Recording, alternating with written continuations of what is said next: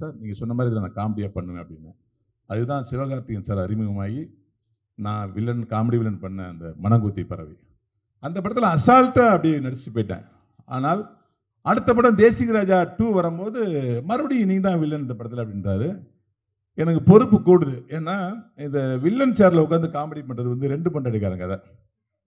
2 பொண்டாட்டி திருப்திப்படுத்த எவ்வளோ கஷ்டமோ அதேமாரி வில்லன் சேரில் உட்காந்து வில்லன் பண்ணணும், ஆடியன்ஸை மிரட்டணும், அப்படியே காமெடி சொல்லி கைத்தட்டம் வைக்கணும். அது எவ்வளோ கஷ்டம்னு அனுபவிக்கிற எனக்கு தான் தெரியும். ஸோ முதல் படம் ஹிட்டு மனங்குத்தி பறவை செம சூப்பர் டூப்பர் ஹிட்டு. தேசிக ராஜா வராரு. எனக்கு உண்மையிலே பயம். என்ன கிளைமாக்ஸில் வந்து கண்ணம் ஸ்டீல் சாங்கெல்லாம் வச்சு என்னெல்லாம் வந்து வெஸ்டர்னைஸ் சாங்கெல்லாம் ஆட வைக்கிறாரு. என் மேலே அவ்வளோ நம்பிக்கை. என்னடா இவ்வளோ நம்பிக்கை மனுஷன் வச்சிருக்காரு.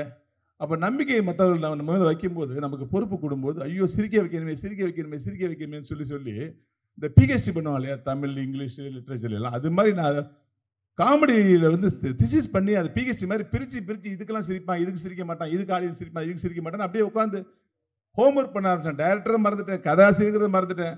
காமெடி எப்படி ஒர்க் அவுட் பண்ணுறதுங்கிறதே ஒர்க் அவுட் பண்ணி தேசிங்க மனங்குத்தி பறவையில் மச்சான் சொல்லிட்டாலே மச்சான் சொல்ல ஒரு காமெடி செம ஹிட்டு. இது செம காமெடி. இந்த காமெடி அடிக்க காமெடியே இல்லைனவங்க தேசிக ராஜா வந்ததுக்கப்புறம் நானும் சூரியன் பண்ண காமெடி.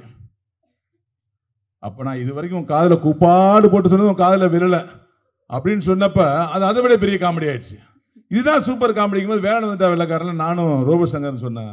அன்னைக்கு காலைல 6 மணி கோழி கொக்கரக்கோன்னு கூச்சு. என் பொண்டாட்டி தர நிறையா மல்லிகை பேசிட்டு உசுப்புனா மல்லியா கனகாம்பரமா அப்படிங்கும்போது உன் பொட்டாட்டி உன்னை செருப்பால் அடிச்ச கதையெல்லாம் கேட்கல, மாமா இன்னும் கூட வச்சிருக்கா சொல்ல, எங்க வச்சிருக்க சொல்ல. அந்த காமெடிக்கு அந்த காமெடி வந்து கிட்டத்தட்ட 12 வருஷம் ஆச்சு. இன்ன வரைக்கும் அது வந்து மீம்ஸ் ஆகும், டெம்ப்ளேட் ஆகும். எப்போ பார்த்தாலும் ஒரு அரசியல் நிகழ்வாக இருக்கட்டும், ஒரு பொது நிகழ்வாக இருக்கட்டும், அதை கம்பேர் பண்ணி போடுற ஒரு மீம்ஸை ஒரு மிகப்பெரிய கடவுள் ஆசீர்வாதத்தில் எனக்கு கிடைச்சது. இப்போ அதே மாதிரி இந்த தேசிக ராஜா 2 வந்து எப்படி இது ஆடியன்ஸ் வந்து ஒரு மீம்ஸாக பயன்படுத்தினாங்களோ, எப்படி டெம்ப்ளேட்டாக யூஸ் பண்ணாங்களோ, அது மாதிரி தேசிக ராஜா 2 எனக்கு மட்டுமல்ல, நண்பர் புகழ், நண்பர் சாம்ஸ், அண்ணன் சுவாமிநாதன் பங்காளி, சிங்கம்புலி, இப்படி எல்லாரையுமே ரோபசங்கர் ஒரு சின்ன கெஸ்ட் அப்பியரன்ஸ் பண்ணிக்கிறேன்னு சொன்னார்ல, நீங்க